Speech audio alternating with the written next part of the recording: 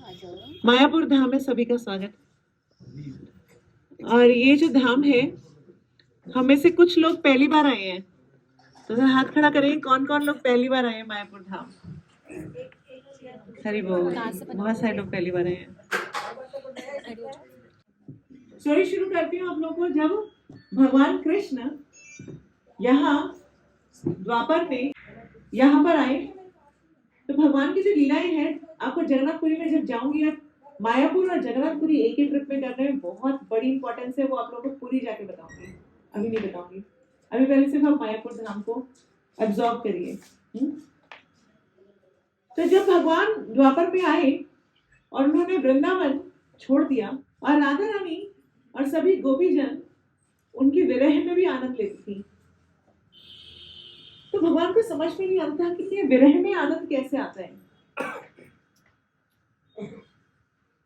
तो वो जो विरह का आनंद लेने का स्वाद है, भगवान से दूर रहने के भी भगवान को प्यार करने का जो स्वाद है, वो समझ में नहीं आता कि भगवान के जो दर्शन करने आए आज हम, कितना ज्यादा भाव आ रहा था सबको, मगर जब दूर होते तो अपने मटेरियल वर्ल्ड में फंस जाते हैं, हम मिक्स हो जाते हैं, है ना। मगर भगवान को भी याद है, तो गोपियों का प्यार इतना ज्यादा शुद्ध था कि वो भगवान से दूर रह करके भी भगवान को और ज्यादा प्रेम करने लगी थी। भगवान को समझ में नहीं आता ये कैसे होता है। भगवान ने कहा मेरे को समझ में नहीं आता। तो फिर क्या हुआ, तब उनको भगवान ने कहा कि मेरे को हर युग में तो आना ही होता है, संभवामि युगे युगे। क्या बोलते हैं श्लोक, कौन बताएगा? बच्चे बताएंगे, बताओ माता। परित्राणाय साधुनां, भैया परित्राणाय साधुनां विनाशाय च दुष्कृतां धर्म संस्थापनार्थाय संभवामि युगे युगे। भगवान ने कहा कि मैं हमेशा युगे युगे, हर युग में बार बार आऊंगा। क्यों आऊंगा? 3 काम करने के लिए। सबसे पहले परित्राणाय साधुनां, जो साधु हैं, जो भक्त हैं, उन सब की रक्षा करने के लिए। दूसरा क्या बताया? विनाशाय से दुष्कृतां, दुष्टों का संहार करने के लिए। और तीसरा क्या था? धर्म संस्थापनार्थाय, धर्म की स्थापना करने के लिए। संभवामि युगे युगे।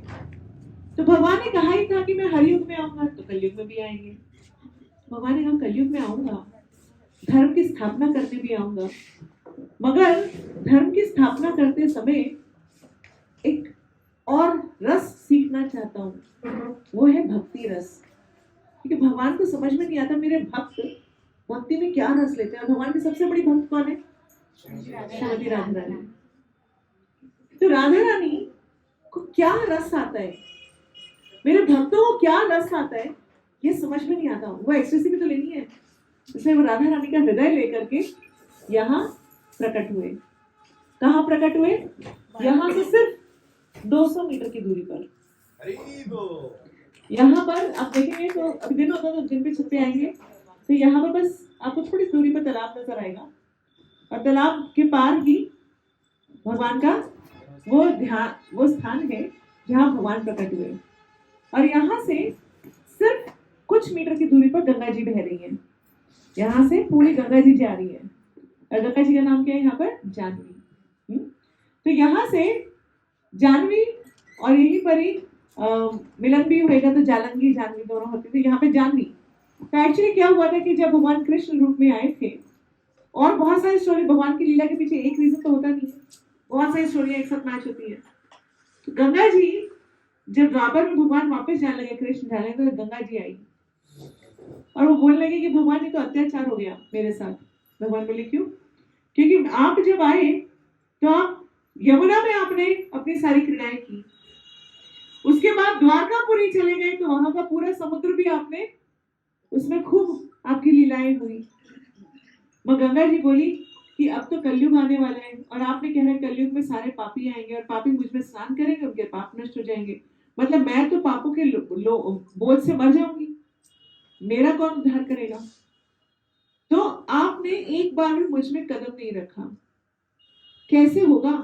हमारा उद्धार कैसे होगा? अगर पापी आएंगे, अपना पाप छोड़ छोड़ के चले जाएंगे मुझ में, तो फिर मैं कैसे शुद्ध रहूंगी? तो फिर भगवान ने गंगा जी को कहा कि अभी मैं जब आऊंगा कलयुग में, तो तुम्हारे ही तट पर मैं प्रकट होऊंगा और तुम्हारे ही अंदर मैं स्नान करूंगा, अपनी सारी बाल लीलाएं जितनी भी है गंगा जी के तट पे करूंगा। और क्योंकि समुद्र भी आए थे कि आपने उधर अरेबियन सी को कर दिया शुद्ध, यहाँ कौन करेगा? बे ऑफ बंगाल की तरफ है। तो भगवान ने कहा ठीक है, मैं आऊंगा, तब ये दोनों कार्य पूरा करूंगा। तीसरा क्या रीजन था भगवान के आने का कारण क्या है? मैं तो वो समझा रही हूँ बहुत सारे। तीसरा ये रीजन था भगवान के आने का कि भगवान ने गीता का ज्ञान तो दिया, मगर उसको अप्लाई कैसे करना है वो तो बताया नहीं। हम तो सोचेंगे थ्योरी थ्योरी है, प्रैक्टिकल तो पता ही नहीं कैसे करना है। तो भगवान ने सारी गीता समझाई, पर गीता समझाने के बाद भी हमें ये नहीं समझाया कि उसको हम अपने जीवन में कैसे लगाएं। तो वो भी तो समझाना था। गीता के ज्ञान को प्रैक्टिकली अप्लाई नहीं करना आएगा तो फिर गीता के ज्ञान का फायदा कुछ नहीं होगा। तो इसीलिए क्या हुआ, भगवान गीता के ज्ञान को अपनी प्रैक्टिकल लाइफ में समझाने के लिए खुद भक्त रूप में आए। और जब भक्त रूप में आए तो क्या हुआ, भगवान ये समझा रहे कि देखो कि भक्ति कैसे करनी चाहिए। हम लोगों ने भक्ति को, जैसे नॉर्मली हम देखते हैं, भक्ति का सही मायने, अगर हम यहाँ पे इस्कॉन में ना आए होते तो हमें भक्ति का सही मायने से समझ में नहीं आया होता। हम भक्ति के नाम पे क्या कर रहे होते, या तो बस वृंदावन जाते, वहां यहाँ राधे राधे के स्टैंप लगवाते, है ना, एक दर्शन करते, लस्सी पीते, टिक्की खाते, वापस आ जाते। और नहीं तो हमें तो देवी देवता और भगवान के मतलब का डिफरेंस नहीं पता था आज तक। हमें तो लगता था शिव भी बाबा है, हनुमान जी भी बाबा है, सारे के सारे भगवान है। अब लॉजिकली समझ में आता है, अरे कितने मूर्ख थे हम, इतनी सी बात समझ में नहीं आ रही थी। नहीं तो हमें से क्या लगता था सारे भगवान है, सब किसी को भी मान लो, सारे एक तरफ जाने के रास्ते हैं। अगर सपोज करिए आप किसी लाइब्रेरी में जाते हैं और लाइब्रेरी में जाने के बाद आपको वहां पर किसी से पूछते हैं कि भाई ये आर्किमिडीज प्रिंसिपल कौन से बुक में मिलेगा, कहाँ से पढ़ूं? आप बोलते कोई बुक पढ़ लो, कुछ भी कर लो, है ना, कोई मर्जी बुक खोलो, आपको सब में समझ में आ जाएगा, तो हो जाएगा। क्या बोले बेवकूफ है, कुछ नहीं पता इसको। तो जब हमारे को वो बताए नहीं नहीं नहीं, आपको ना इस रैक नंबर इसमें जाएंगे, वहां पर इस ऑथर की बुक मिलेगी, उसके अंदर ये बिल्कुल क्लियरली एक्सप्लेन्ड है, तो हमें समझ में आ जाए। तो हमारी खुद की भी हालत यही थी। हमें पता ही नहीं भगवान कौन है, पता भी है तो सबको मंडे को ये जी, ट्यूसडे को ये जी, वेडनेसडे को ये जी, फ्राइडे को वो जी, सैटरडे को कुछ और। हम बस इन्हीं चक्रों में फंसे रहते हैं, इच्छाओं को पूर्ति करने के लिए भगवान को अपने रूप में ढालने की कोशिश करते हैं, और जहां हमारी इच्छा पूर्ति हो जाए वो भगवान बन जाते हैं, है ना। तो भगवान चैतन्य के रूप में यहाँ पर इस धाम में प्रकट हुए। भक्तिविनोद ठाकुर जो आज से लगभग 200 वर्ष पूर्व यहाँ प्रकट हुए थे, तो चैतन्य महाप्रभु भक्तिविनोद ठाकुर यहाँ से गंगा जी के उस पार उनका घर था। इस बार तो टाइम नहीं मिलेगा, नहीं तो मैं बहुत लोगों को पहले भी ले जा चुकी हूँ गंगा उनके घर पे, जो भक्तिविनोद ठाकुर का घर था। तो वहां पर वो अपने छोटे बच्चे के साथ और अपने नौकर के साथ गंगा जी के तट पर खड़े थे, यहाँ देखते हुए, और उन्होंने बोला, अरे यहाँ तो इतना बड़ा मंदिर कैसे बन गया? उन्होंने अपने बेटे से पूछा, तुझे कोई मंदिर दिखाई दे रहा? बेटा बोले हाँ। उन्होंने नौकर से बोला, ये मंदिर अचानक कैसे आ गया? 200 वर्ष पहले उन्होंने बोला, ये मंदिर यहाँ कैसे आ गया? कल तक तो नहीं था। नौकर बोला, मुझे कुछ नहीं दिखाई दे रहा, मुझे कुछ नहीं दिख रहा। भक्तिविनोद ठाकुर बोलते, नहीं नहीं, नीले गुंबद का इतना सुंदर मंदिर यहाँ कैसे आया? और भक्ति विनोद ठाकुर इसकी पूरी डिस्क्रिप्शन उन्होंने अपने ग्रंथ में लिखी हुई है। और जब इस्कॉन ने यहाँ पर ये मंदिर बनाना शुरू किया, जब नया मंदिर बन रहा है, तो उसका आर्किटेक्चर वगैरह सब फाइनल हो गया था। जब सारा आर्किटेक्चर फाइनल हुआ और उसका आर्किटेक्चर को ये बना करके, जैसे यहाँ पोस्टर वगैरह टांगे गए कि ऐसे ऐसे यहाँ मंदिर बनने जा रहा है, ये मंदिर बनने जा रहा है, तो गंगा जी के उस पार से भक्ति विनोद ठाकुर जी के घर से कुछ उनका लिखा हुआ एक पेपर मिला, जिसकी डिस्क्रिप्शन इस मंदिर जो बनने जा रहा है बिल्कुल 100% सेम है। मतलब ये बात भक्ति विनोद ठाकुर को पहले ही दिख गई थी कि ये मंदिर यहाँ बनने जा रहा है। और भक्ति विनोद ठाकुर ने उस पेपर में लिखा है कि ये जगह जहाँ आज हम लोग बैठे हैं, ये वर्ल्ड की स्पिरिचुअल कैपिटल बन जाएगी। जैसे हम हमेशा क्या बोलते हैं, वर्ल्ड की स्पिरिचुअल कैपिटल क्या है, कौन बताएगा? अभी तक वेटिकन सिटी बोलते हैं, Vatican city, Christian Vatican city, हाँ, उसको अभी तक बोलते हैं। मगर भक्ति विनोद ठाकुर लेके गए हैं कि आने वाला वक्त ये जो जगह है ये पूरे विश्व की स्पिरिचुअल कैपिटल बन जाएगी, और यहाँ पर लोग संत आया करेंगे और यहाँ पर पूरा जो भगवान की भक्ति का जो प्रोसेस है उसको सीखेंगे। तो कल शाम को ठीक 3:30 बजे हमें मंदिर वापस पहुंचना है कल शाम को, और मैं आपको कल पूरा जो नया मंदिर है उसका आपको टूर करा के लाऊंगी, ठीक है? मगर 3:30 का मतलब 3:30 मतलब हम यहाँ से 3 बजे निकल जाएंगे, तभी आप 3:30 तक वहां पहुंच सकते हैं ना। तो 3:30 बजे हम लोग वहां पे टूर के लिए नए मंदिर जाएंगे। कल का शेड्यूल में बताऊंगी आपको। खैर, चैतन्य महाप्रभु स्वयं कृष्ण जो राधा रानी का हृदय लेकर के आए, और राधा रानी का हृदय लेकर के उन्होंने यहाँ पर प्रकट हुए। तो उनकी माँ का नाम था शची और उनके पिता का नाम था जगन्नाथ मिश्र। तो शची माता जगन्नाथ मिश्र के जैसे देवकी माँ के 6 पुत्र गए थे, ऐसे शची माता के भी गए। और उनके पहले एक बड़े भाई हुए थे जिनका उन्होंने नाम रखा था विश्वरूप, और उसके बाद फिर उनके बहुत सारे पुत्र गए। और फिर उनका जब उनको लगा कि ये बच्चा भी जाएगा तो इसलिए उन्होंने क्या किया, उसका नाम रख दिया निमाई, क्योंकि नीम के पेड़ के नीचे हुए थे तो उनका नाम रखा निमाई, ताकि इसको नजर ना लगे। नीम की नजर होता है ना, नीम कड़वा होता है इसलिए नजर ना लगे, इसलिए उनका नाम रखा निमाई। तो बचपन से ही जो निमाई थे वो जब रोते थे तो रोते रहते थे, सिर्फ एक ही बात बोलने में चुप होते थे। वो क्या? हरे कृष्णा कृष्णा कृष्णा हरे हरे राम राम राम हरे। अब भगवान बिल्कुल पिघले हुए सोने जैसे थे, क्योंकि राधा रानी का हृदय लेके आए हैं। और राधा रानी कैसी है? पिघले तप्त कांचन गौरांगी, है ना? तो क्या है, वो पिघले हुए सोने जैसी है। और पिघले हुए सोने जैसी है इसलिए भगवान का रंग बदल गया और क्या बन गया? गौर अंग, है ना, गोरे अंग। तो वो क्या है, बिल्कुल पिघले हुए सोने जैसे बन गए। और वो इतने सुंदर थे, इतने सुंदर कि पूरा ये नवद्वीप कहलाता है। ये 9 द्वीप है, और ये नवद्वीप जो है ये कमल की भांति है। तो इसके बारे में भी आपको बताऊंगी बाद में। तो ये नवद्वीप एक कमल की भांति है, जिसका ये जो है ये बिल्कुल सेंटर पॉइंट है। तो यहाँ पर चैतन्य महाप्रभु जब प्रकट हुए तो कब प्रकट हुए थे? फागुन की पूर्णिमा, मतलब होली वाले दिन रात को जब पूर्णिमा होती तो उस दिन वहां पे चंद्र ग्रहण लगा हुआ था, और वहां पर सब लोग यहाँ गंगा जी में स्नान कर रहे थे। तो उससे पहले हुआ क्या था, भगवान को प्रकट होने के मैंने कहा था और भी बहुत से रीजन होते हैं। तो यहाँ पर बंगाल में मुसलमानों का शासन आ गया था जब भगवान प्रकट हुए 500 साल पहले। तो उस समय यहाँ पे मुसलमानों का शासन आ गया था, और उन्होंने सिंपल मारकाट मचाई थी यहाँ पर। मतलब ये पूरा का पूरा मायापुर, उसका नाम रख दिया गया था मियापुर।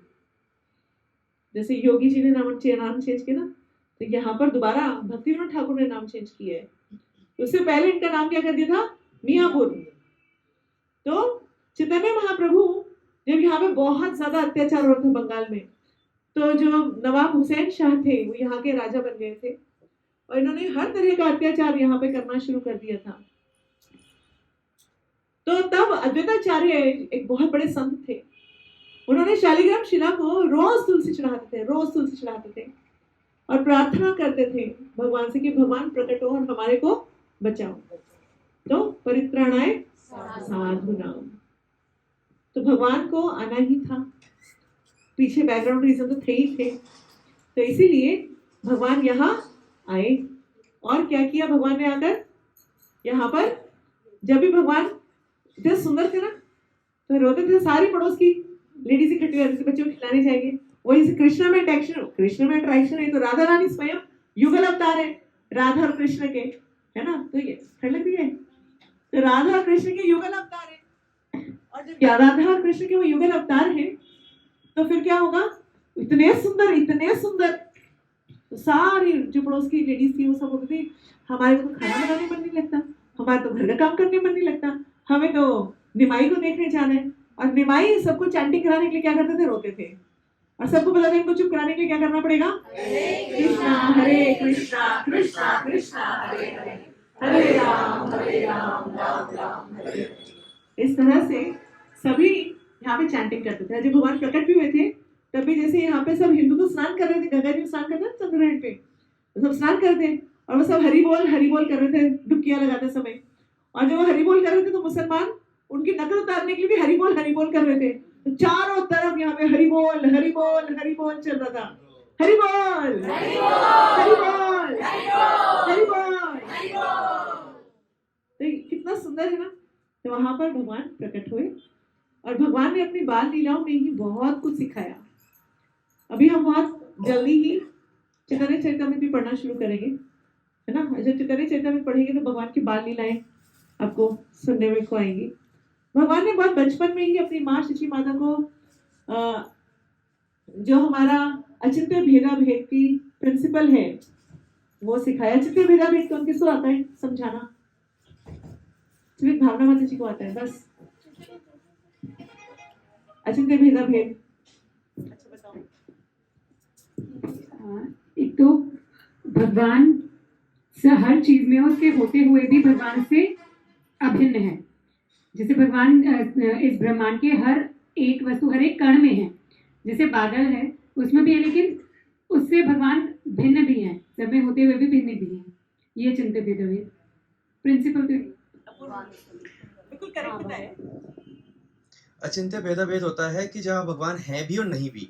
जैसे भगवान साकार रूप में भी है, निराकार रूप में भी है। भगवान अंदर भी है, बाहर भी है। भगवान सब कुछ भी है और कुछ भी नहीं है, सब कुछ।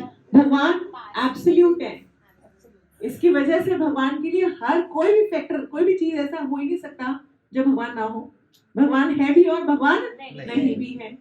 मतलब भगवान साकार भी है, भगवान निराकार है, भगवान पूर्ण है। अचिंत्य भेदा भेद का मतलब है कि हमारे को समझना है। जो नास्तिक है भगवान उसको प्रूव करते हैं कि मैं नहीं हूं, क्योंकि वो नास्तिक है। नास्तिक है उसको बताएंगे, देखते हुए बताता हूँ कैसे तो क्या क्या आर्ग्यूमेंट्स कर सकते हैं कि मैं नहीं हूं, है ना? और जो आस्तिक है उसको भगवान दर्शन भी देंगे। भगवान निराकार भी है। जो भगवान को लाइट मानने लगेगा तो भगवान लाइट की तरह दिखाई देने लगेंगे उसको। और जब भगवान को स्वयं कृष्ण रूप में देखने का तो भगवान अपना असली रूप भी दिखाएंगे। भगवान बोलते भी मैं तो सब कुछ हूँ, मैं सबसे सच्चा भी हूँ और सबसे झूठा भी हूँ, है ना? सबसे बड़ा ईमानदार भी हूँ और सबसे बड़ा चोर भी हूँ। तो मुझसे बड़ा सीधा भी कोई नहीं है और मुझसे बड़ा पॉलिटिशियन भी कोई नहीं है। इसे कहते हैं अचिंत्य भेदा भेद। हम भेद और अभेद करते हैं, भगवान के लिए कोई भेद अभेद नहीं है। तो ये अचिंत्य भेदा भेद की जो फिलॉसफी है ये चैतन्य महाप्रभु ने समझाई। ये तो बहुत से लोग बोलते हैं भगवान तो लाइट है, पावर है, कोई है भगवान पावर है डिफाइन नहीं कर पाते थे। मैं चैतन्य महाप्रभु ने आकर के उनको समझाया। चैतन्य महाप्रभु ने यहाँ पर अभी हम लोग कल जहाँ जाएंगे, कल हम लोग श्रीवास आंगन में जाएंगे। तो श्रीवास आंगन में भगवान की यहाँ बहुत सी लीलाएं हैं। तो भगवान क्या करते थे, सबको प्रचार करने के लिए यहाँ पर नित्यानंद प्रभु, फिर हरिदास ठाकुर, यहाँ पे जो उनके सारे पार्षद थे, क्योंकि भगवान जब भी आते तो पार्षद लेके आते हैं। भगवान तो कभी अकेले आते ही नहीं। राम जी आए तो पूरा उनके साथ उनके पूरे पार्षद आए, भरत जी, लक्ष्मण, सब, सीता, सारे उनके मैया, सब लोग आए। ऐसे ही जब कृष्ण रूप में तो पूरे पार्षद आए। ऐसे ही जब गौरांग महाप्रभु आएंगे तो आपको पार्षद नजर आएंगे। तभी आपने गौरांग महाप्रभु के दर्शन किए। तो जो पंच तत्व थे वो क्या थे?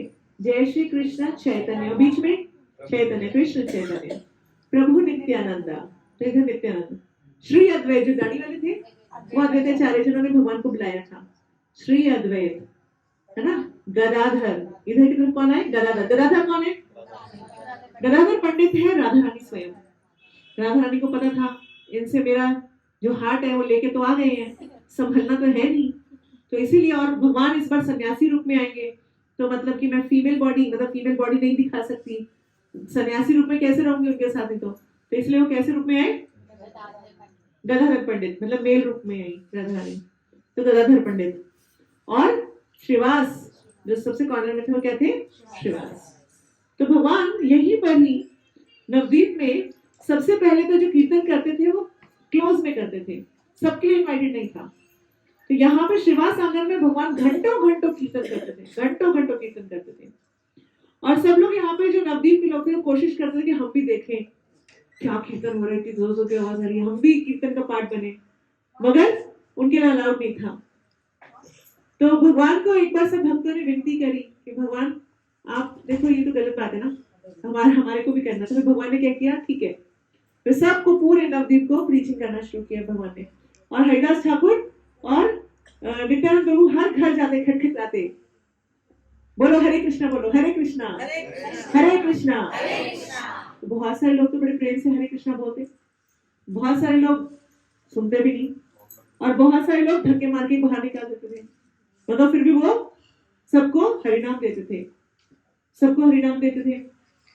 तो चैतन्य महाप्रभु को यहाँ श्रीवास आंगन में एक बार क्या हुआ, जहाँ पे हम कल दर्शन किए, तो भगवान ने बहुत सारा कीर्तन करते थे। एक बार क्या हुआ कि श्रीवास जो थे उनका बेटा, जैसे आप देखेंगे उनका आंगन है, उसके पीछे उनका घर था, जो तो पुराने समय के घर क्या होता है, पीछे घर होता है, बड़ा बड़ा चौक होता है ना, तो वहीं पर भगवान कीर्तन कर रहे थे, नाच रहे थे, सब लोग गा रहे थे।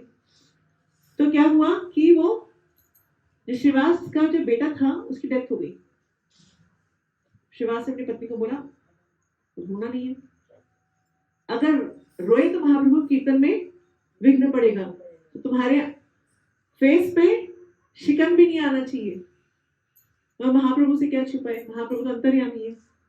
तो उन्होंने कीर्तन रोक लिया, और जैसे कीर्तन रुका अब उनकी वाइफ से टॉलरेट नहीं और रो पड़ी। तो महाप्रभु बोले क्यों रो रहे हो भैया? तो उन्होंने तो क्या बोलना था, महाप्रभु बोले कि इसमें रोने के लिए तो कोई बात नहीं, महाप्रभु ने गीता ज्ञान देने की कोशिश करी कि शरीर तो नश्वर है, आत्मा ने तो आगे जाना ही है।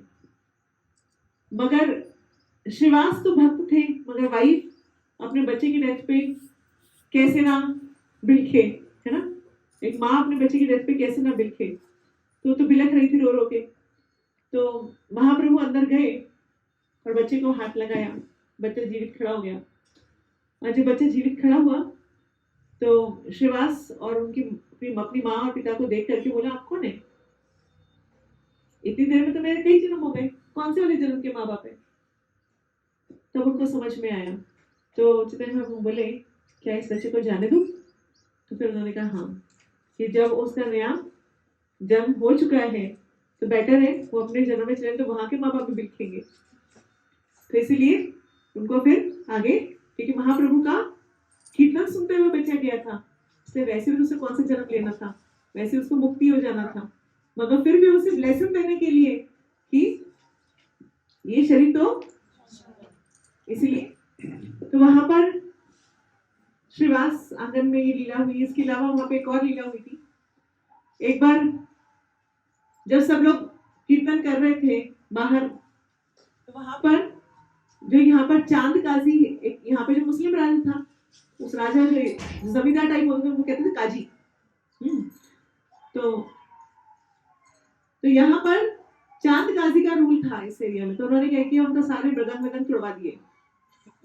तो जब मृदंग छुड़वाए तो फिर उसके बाद महाप्रभु ने क्या किया, यहाँ पर हमारे भारत का सबसे पहला सिविल डिसोबीडियंस मूवमेंट किया। क्या किया, सब लोग यहाँ मशाल लेकर के पूरा नवद्वीप लाखों लोग यहाँ पर लेकर के चांद काजी के घर चले। वो पूरा जो उसका वो था पैलेस था, महल था, वहां चले गए। और चांद का देखो लाखों लोग मशाल लेके मेरी तरफ आ रहे, बोले आज तो मेरे को जला देंगे, आज तो हो गया मेरा काम। क्योंकि मॉब में जा करके तो कुछ भी, कोई भी राजा घबरा जाता है, तो वो डर गया। तो उसने कहा अच्छा ठीक है महाप्रभु, एक काम करो, आप मेरे साथ अंदर आओ, मैं सबको बाहर रोक लो। तो अंदर बुलाया, वहां बैठाया, बोले देखो मैं तुम्हारा मामा हूँ। कैसे? क्योंकि तुम्हारी माँ जिस गांव की है ना, मैं भी उसी गांव का हूँ, इसलिए मैं तुम्हारा क्या हो गया, मामा हूँ। तो भगवान बोले हाँ, कृष्ण के मामा भी कंसी थे। है ना? तो फिर उसके बाद पूरा शास्त्रार्थ हुआ, उसे समझा, उसे बहुत सारे प्रश्न पूछे, गाय का मांस क्यों नहीं खाना चाहिए, कि तुम क्या हरि नाम लेते हो। भगवान ने उसके बहुत सुंदर उसको दिए। उसके बाद सारे प्रश्नों का जवाब देने के बाद उसने बोला अच्छा ठीक है, मैं समझ गया, मैं आपके संकीर्तन को अब नहीं रोकूंगा।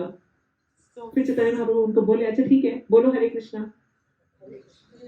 तो बोले मैं हरे कृष्णा नहीं बोलूंगा। तो जब उसने बोला मैं हरे कृष्णा नहीं बोलूंगा, तो हरे कृष्णा बोल ही दिया। तो फिर उसके बाद जब महाप्रभु ने उसके ऊपर कृपा करी, तो वो एक बहुत सुंदर भक्त बन गए, चांद काजी। अभी जब हम कल जाएंगे चांद काजी की समाधि पे भी दर्शन करेंगे, वो बहुत बड़े वैष्णव बन गए और उन्होंने सब कुछ छोड़ दिया। महाप्रभु की सबसे बड़ी बात ये थी कि महाप्रभु ने सारे मुसलमानों को हरे नाम करवाया था। तो जो हरिदास ठाकुर हैं, जिनका नाम हम जिनको नामाचार्य बोलते हैं, जो 22 घंटे जप करते थे, वो कौन थे? बाय बर्थ वो मुस्लिम थे, बाय बर्थ वो मुस्लिम थे। जितने इस इलाके के मुस्लिम थे वो सब माला करना शुरू हो गए थे। तो इस तरह से यहाँ पर ये पूरा भगवान ने किया। उसके बाद फिर भगवान को एक और काम पूरा करना था, क्योंकि जब भगवान कृष्ण रूप में आए थे, जब चले गए थे सब कुछ, तो उनके जो पोते थे वृषनाभ, उनको डर था कि कहीं मेरे जो दादाजी कृष्ण स्वयं भगवान है, उनकी लीला स्थलियों को सब मिसयूज नहीं करेंगे, सब लोग होता ना कमर्शियल बनाना शुरू कर देंगे पैसे के लिए। तो उन्होंने क्या किया, सारी लीला स्थली लुप्त कर दी थी, सब कुछ गुम हो गया था। आज से 500 साल पहले तक वृंदावन किसी को कुछ नहीं पता था कहाँ है, कहाँ राधा कुंड है, कौन सी पहाड़ी गिरिराज जी, कुछ नहीं पता था। आज तो हमें पता है ना, हम लोग सब जाते हैं। तो ये सब चीजें किसने उजागर करी है? चैतन्य महाप्रभु ने। इसीलिए जब आप वृंदावन में इंटीरियर्स में जाओगे, वृंदावन के अंदर जाओगे, तो आपको वहां पे बंगला लिखी हुई दिखाई देगी दीवारों पर। तो कोई सोचेगा कि बंगला क्यों लिखी है यहाँ पर। जब वृंदावन में अंदर जाएंगे, वृंदावन में सिर्फ बाकी बिहारी देख के वापस आ जाए तो फिर कुछ नहीं देखा, अभी अंदर जाए। तो जब वृंदावन के ओरिजिनल उसमें जाएंगे, तो हर मंदिर में आपको बंगला लिखी हुई दिखाई देगी। तो ये बंगला कहाँ से आई? ये बंगला एक्चुअली यहाँ से आई है, क्योंकि चैतन्य महाप्रभु वृंदावन जाकर उन्होंने, क्योंकि स्वयं कृष्ण है, तो उन्होंने सारी लीला स्थली उजागर की, सारी लीला स्थली बताया, राधा कुंड है, ये श्याम कुंड है, ये गिरिराज है, ये निधि वन है, ये यहाँ पर ये है, यहाँ पर ये है, सारी चीजें बताई। ये वो कुंज है, ये सेवा कुंज है, यहाँ पे ये लीला हुई थी, यहाँ ये लीला हुई थी। चैतन्य महाप्रभु ने बताया। हम लोग सब वृंदावन जाते हैं, हमें ये नहीं पता कि वृंदावन उजागर किया किसने। हम सोचते नहीं तब से यूं चला रहे, नहीं ऐसा नहीं है। फिर उसके बाद चैतन्य महाप्रभु ने वापस यहाँ से वृंदावन से कहा गए झारखंड के जंगल। महाप्रभु जहाँ जाते थे ना, वहां पे सारे जानवर भी थे ना, वो भी महाप्रभु कीर्तन में नाचना शुरू हो जाते थे। तो झारखंड के जंगलों में कभी जाएंगे, अभी कभी इस तरह का डीप इंटीरियर ट्रिप देखेंगे, तो ऐसे ऐसे स्पॉट्स हैं जहां पर महाप्रभु के आज भी, जब उन्होंने संकीर्तन किया था, क्योंकि महाप्रभु जब संकीर्तन करते थे ना, वो इतने ज्यादा पावरफुल होता कि वो सारा जो मार्बल होता था पिघल जाता था, पत्थर पिघल जाता था। तो अभी हम जगन्नाथपुरी में जाएंगे तो वहां पे भी आपको महाप्रभु के चरणों के दर्शन कराऊंगी, पिघल जाता था। तो महाप्रभु का जो एक्चुअल साइज है, महाप्रभु बहुत लंबे थे, तो महाप्रभु का एक्चुअल साइज जो बताया गया है वो एग्जैक्टली वो है जो हमारे मंदिर में है। महाप्रभु का बिल्कुल एग्जैक्ट वो साइज बताया गया है। तो महाप्रभु ऐसे नहीं कि बहुत बड़े आइडल बनाए, मतलब बहुत बड़े, महाप्रभु एग्जैक्ट ऐसे ही दिखते थे। तो खैर यहाँ पर जहाँ पे महाप्रभु के झारखंड के जंगलों में कभी जाने का मौका मिलेगा, ऐसे स्थान है जहाँ महाप्रभु के चरण हैं, और फिर वो जितने भी जानवर नाच रहे हैं वो भी सब एक्सटेसी में आए हुए थे, उनके भी फुटप्रिंट्स हैं वहां पर। और आपको दिखेगा शेर का पंजा और हिरण के पंजे बिल्कुल साथ साथ हैं। तो वहां पर सब महाप्रभु के साथ कीर्तन करते थे। ऐसे फिर उसके बाद पुरी गए, है ना। अब हम इसके बाद जैसे पुरी जाएंगे तो आपको लगेगा कि ऐसा लगेगा मायापुर से हम बाहर ही नहीं निकले। पुरी जाने के बाद आपको ऐसा नहीं लगेगा कि हम मायापुर से बाहर निकल गए। एक जगन्नाथ जी का मंदिर तो आपको लगेगा कि हाँ चलो ठीक है हम जगन्नाथ जी के मंदिर है, बट बाकी आपको पूरी जगन्नाथपुरी आपको लगेगा कि हम मायापुर में ही हैं, क्योंकि वहां पर महाप्रभु के इतने स्थान हैं। आप लोगों को सब जहाँ महापुर रहते थे, गंभीरा मठ, सिद्ध बकुल, है ना, जितने भी श्वेत गंगा, सब जगह आपको लेके जाऊंगी कल, मतलब 2 दिन 3 दिन बाद। तो वहां पर जब आप सब वहां पे आपको स्नान भी कराऊंगी बड़ी सारी, क्योंकि अभी यहाँ तक टाइम कम है तो वहां पे बहुत अच्छा से टाइम बिताएंगे। वहां पे बहुत सारी क्लासेस भी लूंगी, बहुत से प्ले भी करेंगे हम लोग। तो ये धाम औदरिया धाम कहलाता है। औदरिया का मतलब क्या होता है? दया। ये दया का धाम है। और जैसे वृंदावन की रज, तो मायापुर का हरिनाम। मायापुर में रहकर जितनी ज्यादा माला कर सकते हो, जैसे वृंदावन में जाओ तो जितना मिट्टी लगेगी, वृंदावन की रज लगेगी, उतना ज्यादा पाप खत्म होएंगे, उतना ज्यादा उद्धार होएगा। मायापुर में क्या खास है? हरिनाम। और जगन्नाथपुरी में महाप्रसाद।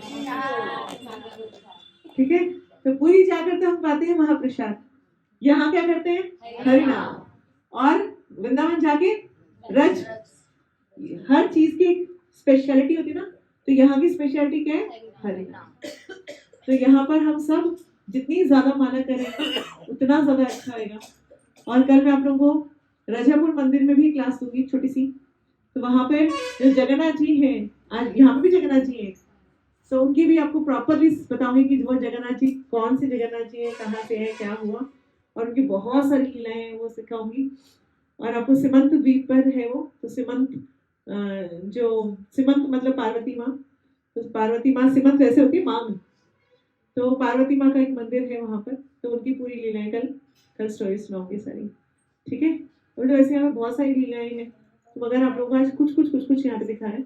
यहाँ पर राधा कुंड भी है, यहाँ पर श्याम कुंड भी है, यहाँ पर छोटे से गिरिराज भी है, उसकी परिक्रमा भी करेंगे हम।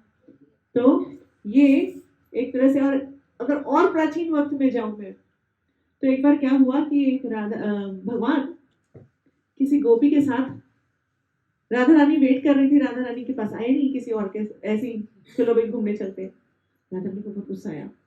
राधा रानी ने कहा कैसे अट्रैक्ट करूं, तो राधा रानी ने ये मायापुर धाम जो नवद्वीप है तब बनाया था एक्चुअली।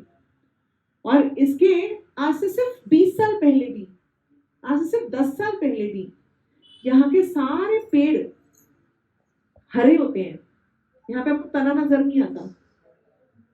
और जब राधा रानी ने जब विवरण आता है गोपाल चंपू में इस धाम का, जो राधा रानी ने उस समय बनाया था, ये मायापुर धाम उन्होंने उनका बनाया हुआ है कि ताकि गंगा जी का भी तट, यमुना जी का तट दिखे।